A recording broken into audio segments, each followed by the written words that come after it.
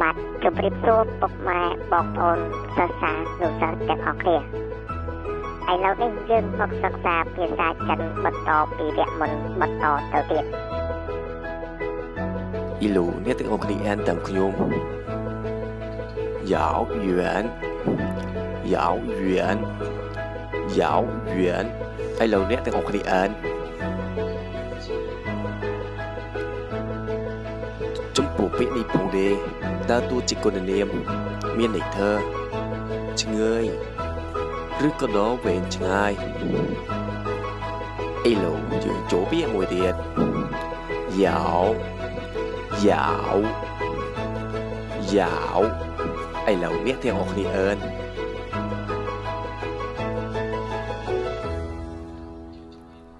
ចំពោះពាក្យនេះផងដែរតើតួជាកិរិយាសព្ទមានន័យថាខំឬក៏ត្របាក់ឬក៏ចាក់ឬក៏តេចឬក៏ចោតប្រកាន់ឬក៏ព្រោះឥឡូវយើងចូលពាក្យមួយទៀត咬牙切齿咬牙切齿咬牙切齿ឥឡូវអ្នកទាំងអស់គ្នាអើន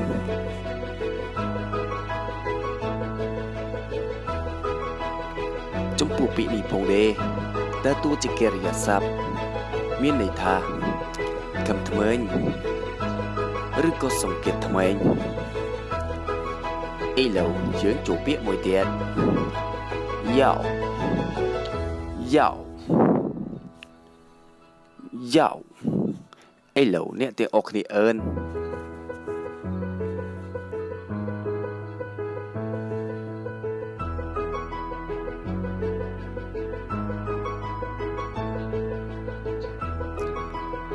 ចំពោះពាក្យនេះផងដែរដើរតួជានាមមានន័យថាឱសថឬក៏ថ្នាំឥឡូវយើងចូលពាក្យមួយទៀតហើយចំពោះពាក្យនេះយើងអាចអានបានជាពីរទី1សំឡេងទី4ហើយទី1ទៀតសំឡេងទី1សំឡេងទី4យើងអានថាយ៉ាវយ៉ាវយ៉ាវសំឡេងទី1យ៉ាវយ៉ាវយ៉ាវឥឡូវអ្នកទាំងអស់គ្នាអើនចំពោះពាក្យនេះផងដែរដើរតួជាកិរិយាសព្ទផងជានិបាតសព្ទផងកិរិយាសព្ទមានន័យថាចងឬក៏ពងចង់ឬក៏ពងនិបាតសព្ទមានន័យថាគួរតែរៀបនឹងឬប្រសិនបើជាយ៉ាវសំឡេងទី1ដើរតួជាកិរិយាសព្ទផងជាគុណនាមផងកិរិយាសព្ទមានន័យថាអង្វរឬក៏សុំគុណនាមមានន័យថារួមទាំងឬក៏សរុបឥឡូវយើងចូលពាក្យមួយទៀតយ៉ាវពូយ៉ាវពូយ៉ាវពូឥឡូវអ្នកទាំងអស់គ្នាអានចំពោះពីនេះផងដែរដើរតួជានិបាតសព្ទមានន័យថាពុំនោះទេ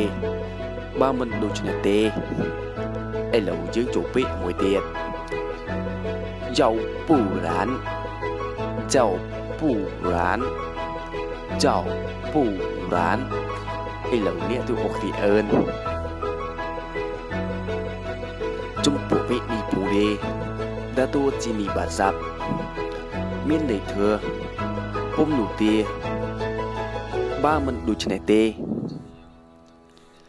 ឥឡូវយើងចូលពាក្យមួយទៀត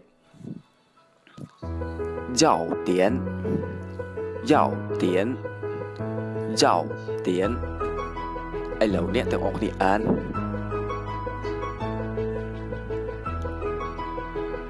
ចំពោះពាក្យនេះផងដែរដើរតួជានាមមានន័យថាចំណុចសំខាន់ឥឡូវយើងចូលពាក្យមួយទៀតយ៉ាវមីយ៉ាវមីយ៉ាវមីឥឡូវអ្នកទាំងអស់គ្នាអាន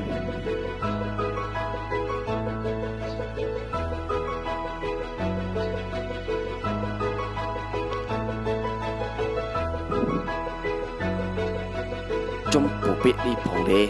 ដើរតួជាកិរិយាសព្ទមានន័យថាធ្វើឲ្យមិននរណាមិនអ្នកស្លាប់ឬក៏ត្រូវការជីវិតឥឡូវយើងចូលពាក្យមួយទៀតយ៉ាវឈៀវយ៉ាវឈៀវយ៉ាវឈៀវឥឡូវអ្នកទាំងអស់គ្នាអាន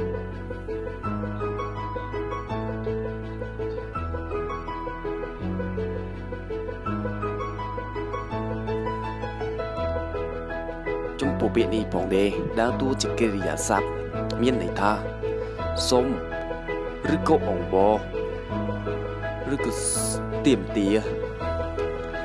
នាមមានន័យថាសុំនំពរឬក៏សំណូមឥឡូវយើងចូលពាក្យមួយទៀតយ៉ាវស៊ីយ៉ាវស៊ីយ៉ាវស៊ីឥឡូវអ្នកទាំងអស់គ្នាអាន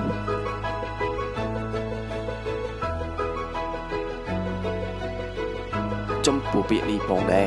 ដើរតួជានិបាតស័ព្ទមានន័យថាបើសិនឬក៏ប្រសិនបើឥឡូវយើងចូលពាក្យមួយទៀតយ៉ាវស៊ូយ៉ាវស៊ូយ៉ាវស៊ូឥឡូវអ្នកទាំងអស់គ្នាអាន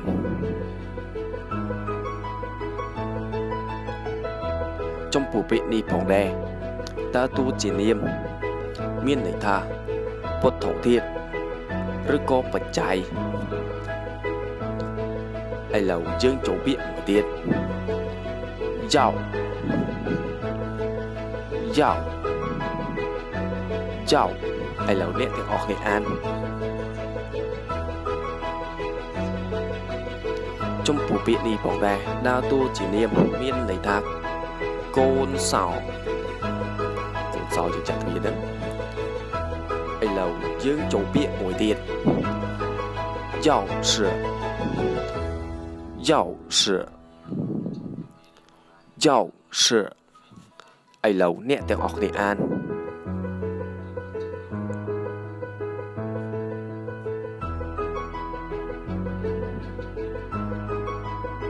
ចំពោះពាក្យនេះផងដែរដើរតួជានាមមានន័យថាកូនសោឥឡូវយើងចូលពាក្យមួយទៀតយ៉ាវយ៉ាវយ៉ាវឥឡូវអ្នកទាំងអស់គ្នាអាន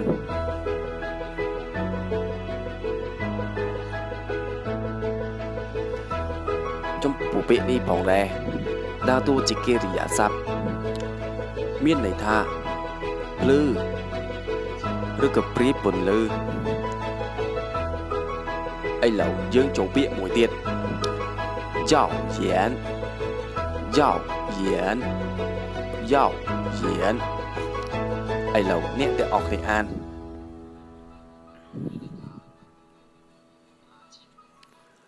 ចំពោះពាក្យនេះផងដែរដើរតួជាកិរិយាសព្ទឬក៏គុណនាមឬក៏គុណនាមឬក៏កិរិយាសព្ទ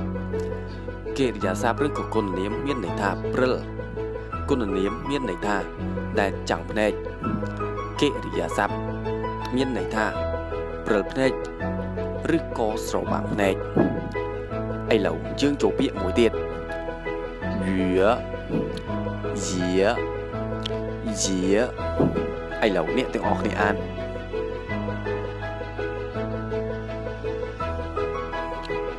ចំពោះពាក្យនេះផងដែរដើរតួជានាមមានន័យថាតាឬក៏ជីតាឥឡូវយើងចូលពាក្យមួយទៀតយាយាយាយាយាយាឥឡូវអ្នកទាំងអស់គ្នាអានចំពោះពាក្យនេះផងដែរដើរតួជានាមមានន័យថាតាឬក៏ជីតាឥឡូវយើងចូលពាក្យមួយទៀតយាយាយាឥឡូវអ្នកទាំងអស់គ្នាអាន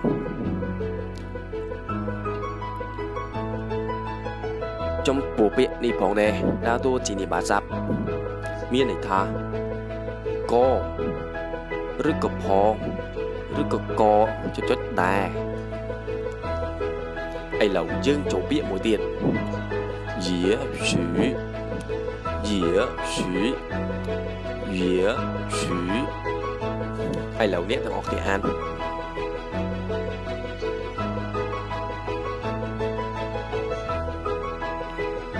ចំពោះពាក្យនេះផងដែរដើរតួជានិបាតស័ព្ទមានន័យថាប្រហែលឬក៏ប្រហែលជាឬក៏ទំនងជាឬក៏